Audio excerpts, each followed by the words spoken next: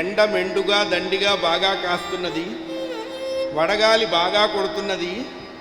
అలాంటి మంచి ఎండాకాలంలో, ఇప్పుడు లోకంలో అది వరకు ఎండాకాలం, వానాకాలం, శీతాకాలం అని కొన్ని కాలాలు ఉండేవి. ఇప్పుడేమీ లేవు. 9 నెలలు సమ్మరు, 3 నెలలు మినీ సమ్మరు. 9 నెలలు ఎప్పటి నుంచి అండి? జనవరి నుంచి అక్టోబర్ దాకా. టెంపరేచర్ ఎంత ఉంటుంది? 54 డిగ్రీలు ఉంటుంది. మరి నవంబరు, డిసెంబరు 53.5 డిగ్రీలు ఉంటుంది. అంతే.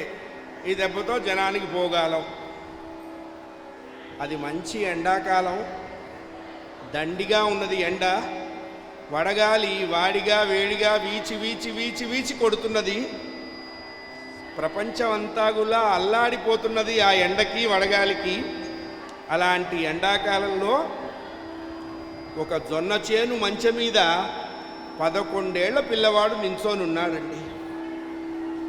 ఎలా ఉన్నాడు ఆ పిల్లవాడు అంటే, లేత తమలపాకు తొడిమ ఏ రంగులో ఉంటుందో ఆ రంగులో ఉన్నాడు. నిలిచి కాస్తున్న ఎండకు, వీచి కొడుతున్న వాడి వేడి వడగాలికి వాడి శరీరం కందిపోయింది, కమిలిపోయింది. చెవులకి వడగాలి లోపలికి చేరకుండా తుండుగుడ్డ గట్టిగా కట్టుకున్నాడు. చేతిలో ఒడిసెల రాళ్ళు పట్టుకున్నాడు.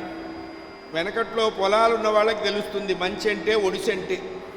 ఇప్పుడు కంప్యూటర్ చదువులు వచ్చిన తర్వాత పొలాలన్నీ ఆక్రమించి సెల్ ఫోన్లు టవర్లు కట్టేస్తే ఏం తెలుస్తుంది? వీడిని ఆ టవర్ కింద బాధ పెట్టడమే తెలుస్తుంది.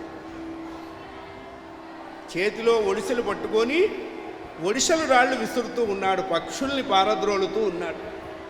ఆ ఒడిసెలు విసిరితే పక్షులు పారిపోతాయి. ఈ పిల్లవాడు ఏం చేస్తున్నాడు అన్నారు.